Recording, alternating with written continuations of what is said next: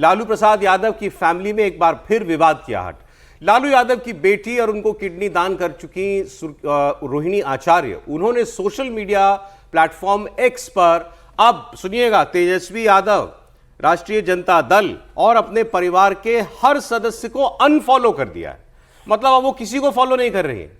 और इस कदम से बिहार के राजनीतिक गलियारों में अटकलें तेज हो गई हैं कि रोहिणी किसी बड़े फैसले की तैयारी कर रही हैं। क्या रोहिणी आचार्य अब पूरी तरीके से बागी हो गई हैं। एक्स पर पहले उनके अकाउंट से 61 लोगों को फॉलो किया जाता था और अब वो केवल 3 लोगों को फॉलो कर रही हैं, जिसमें उनके परिवार का कोई व्यक्ति नहीं है। लालू यादव नहीं है, तेजस्वी यादव नहीं है, उनकी बहन मीसा भारती नहीं है, कोई नहीं। अब इवन अपनी पार्टी को नहीं वो फॉलो कर रही है, सबको उन्होंने अनफॉलो कर दिया। तो इससे बड़ा और क्या विरोधी तेवर और समझा जाएगा। कल आपने देखा था उन्होंने फेसबुक पर जो उनकी प्रोफाइल पिक्चर लगी हुई थी, उसमें पहले तेजस्वी यादव, लालू यादव सबकी तस्वीर थी, उसको भी उन्होंने हटा दिया, केवल अपनी तस्वीर लगा दी। अब इससे ज्यादा क्लियर संकेत क्या होगा कि रोहिणी आचार्य का अब अपने परिवार से और अपनी पार्टी से पूरी तरीके से विवाद है। अब इसकी वजह क्या है ये हम लोग बात कर सकते हैं, लेकिन वो खुलकर अपनी नाराजगी जता रही हैं। अपने भाई तक को फॉलो ना करना, पिता तक को फॉलो ना करना, ये क्या बताता है। अब बात यह है कि रोहिणी अगला कदम क्या उठाती है। क्या वो पार्टी छोड़ देंगी, क्योंकि पार्टी की सदस्य तो हैं, उन्होंने चुनाव लड़ा था, तो वो क्या पार्टी अपने बड़े भाई तेज प्रताप यादव की तरह छोड़ेंगी। तेज प्रताप यादव ने कल ही, आपको याद है, हमारे सहयोगी से बात करते हुए उन्होंने कहा था कि मैं गीता की कसम खाता हूं कभी आरजेडी में दोबारा नहीं जाऊंगा। और फिर बहुत सी बातें जयचंदों को लेकर और सब कुछ उन्होंने की थी। तो अब रोहिणी आचार्य, लेकिन अब इनके मन में क्या है और क्या खबर आ रही है लालू फैमिली से सर? नहीं, निश्चित रूप से बहुत संकट का समय लालू परिवार के लिए यह होगा कि परिवार के अंदर इस तरीके से फूट होना। देखिए, लालू प्रसाद यादव के 9 बच्चे, लेकिन राजनीति में सिर्फ 4 ही बच्चे सक्रिय, 2 बेटियां 2 बेटे सक्रिय, तेजस्वी तेज प्रताप और मीसा भारती और अभी रोहिणी जो आई है, चुनाव लड़के हार गई थी। तो 4 लोग ही राजनीति में सक्रिय है।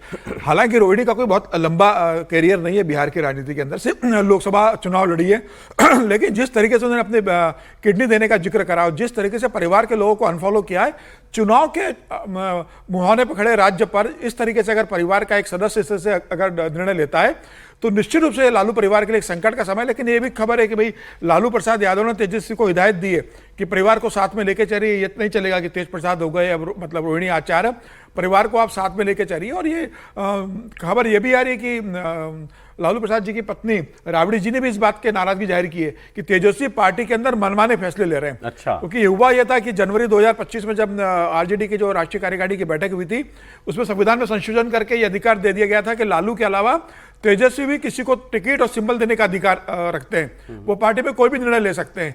उसके बाद से तेजस्वी जो निर्णय ले रहे हैं, तो पार्टी के अंदर ये माना जा रहा है, वो परिवार के लोग मान रहे हैं कि संजय यादव जो चाह रहे हैं पार्टी के अंदर लोगों को मिलवाना, टिकट देना, कंपनी के लिए डिसाइड करना, पदाधिकारी बनाना, तेजस्वी के भाषण का जिक्र करना, परिवार के लोगों को कौन सी बातें बताना नहीं बताना, कई बातें तेजस्वी परिवार के लोगों को नहीं बता रहे।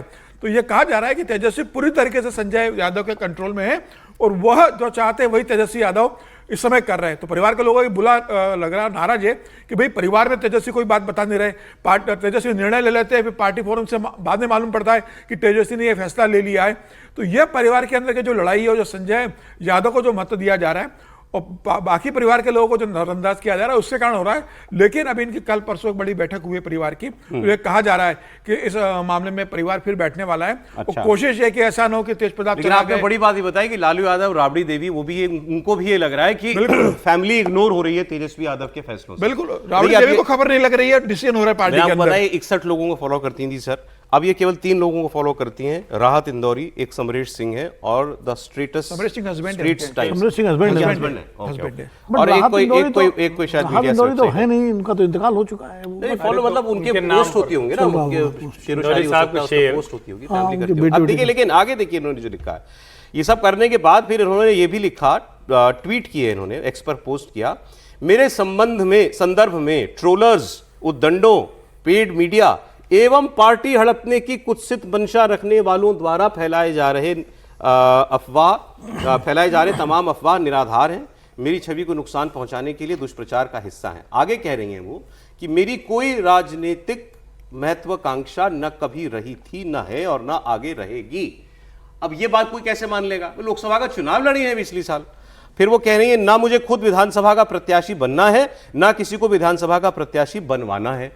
अब चर्चा तो यही थी कि वो टिकट चाहती हैं, इस बार चुनाव लड़ना चाहती थी, वो अब इनकार कर रही हैं। आगे कह रही हैं न राज्यसभा की सदस्यता की मेरी कोई आकांक्षा है, बहन नहीं अब तो लोकसभा में आ गई, ठीक है, अब वो राज्यसभा से भी इनकार कर रही है। ना ही परिवार के किसी भी सदस्य से मेरा किसी भी प्रकार की प्रतिद्वंदिता और ना ही पार्टी या भविष्य में बनने वाली किसी सरकार में किसी पद की कोई लालसा है।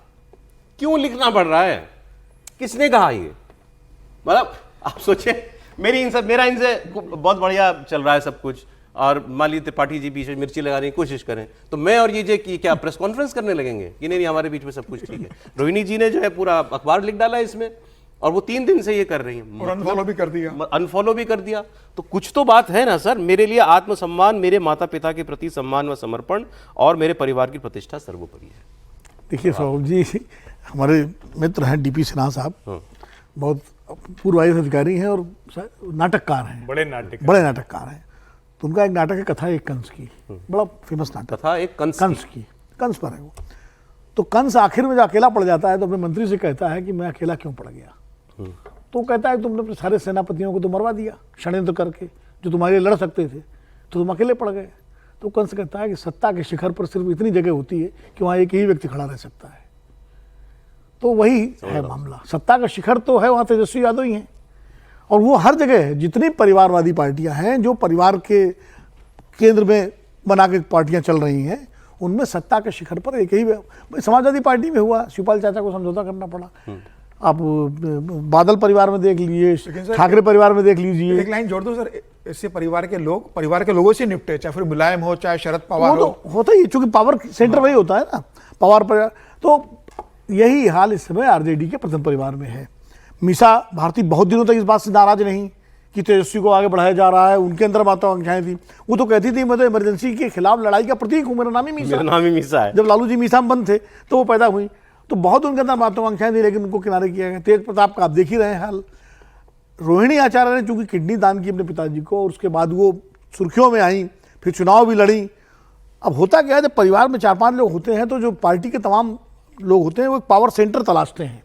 अब जिसकी तेजस्वी तक पहुंच नहीं है वो मीसा जी तक पास जाएगा, वो तेज प्रताप के पास जाएगा, उनके पास जाएगा।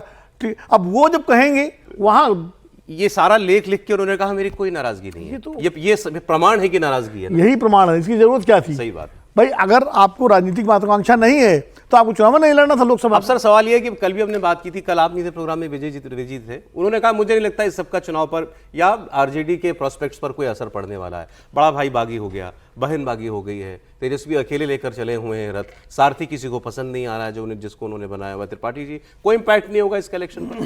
नहीं, ऐसा होता नहीं है। ठीक है, मैं ये मानता हूँ कोई बहुत बड़ा असर पड़ जाएगा, ये मैं भी नहीं मानता हूँ। पारिवारिक लड़ाई है, लेकिन सेंटिमेंट के तौर पर होता है। जो वर्कर है उनमें डिवीजन होता है, कुछ लोग एक के पीछे जाएंगे, कुछ दूसरे के पीछे जाएंगे। फिर कहते हैं ना वोटर कंफ्यूज होता है, वोटर कंफ्यूज। फिर भीतर घात से खतरनाक तो कुछ होता नहीं। कहते हैं ना कि किले का दरवाजा अगर अंदर से खोल दिया जाए तब तो कोई भी सेना किसी किले को जीत ले, किला बंद है तब तक नहीं। तो लालू जी के परिवार का जो राजनीतिक किला था वो खुल गया है। अब उसका कैसे भारतीय जनता पार्टी, नीतीश कुमार उपयोग करेंगे वो बात है। और देखिए, इसमें कई तरह की पीड़ा दिख रही है। मुझे राज्यसभा भी मत भेजो, लोकसभा हार गई थी मीसा, तो मीसा को राज्यसभा बनाया गया था।